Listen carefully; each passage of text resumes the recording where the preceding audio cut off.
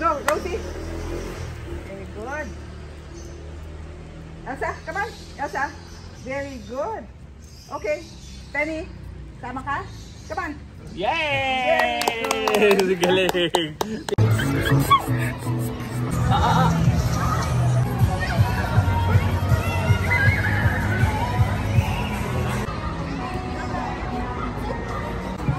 Yay! Galing, parang hindi ko siya aso. Sobrang kalmado niya compared kanina.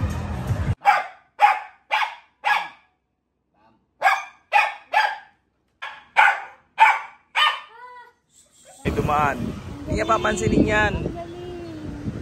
Thank you, Sir Tristan. Successful yung first session natin. Super nabawasan yung pagtahol-tahol. And ang galing, napastay siya talaga sa labas na hindi gumagalaw. So, first time. Tapos, long distance stay pa yun. So, thank you. Super. Parang ano, pirana, no? Sige, ma'am. Sabi ko pa pag-ikot kayo, mama. Oh, please ka agad. Hello guys, ito na si Topo ngayon.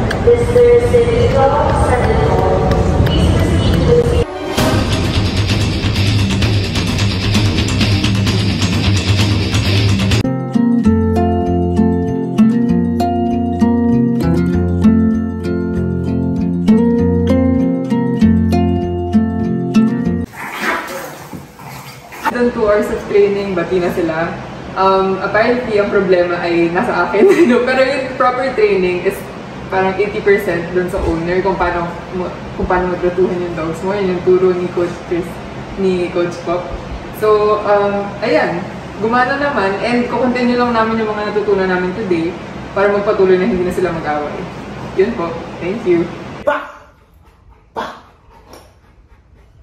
Stay.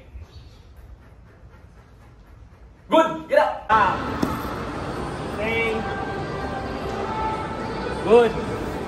Bark. Bark. Bark. Good. Get up. Up. Here. Here. Good. Sit. Get your leash. Here, good. Up. Good. Good. Good. Good job. Sit. Good. Hello. Good job. Good job, Arlo.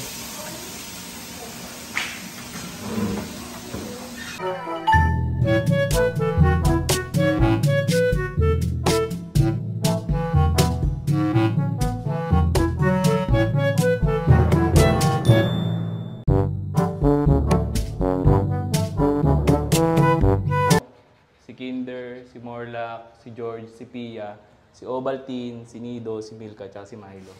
Babait nila yun, no? Oh, ha? Ba? Lie down pa tayo. Ayan, mga ka-Milo, dapat ganyan behavior ng mga aso natin pag may pagkain. Hey! Buhat niya.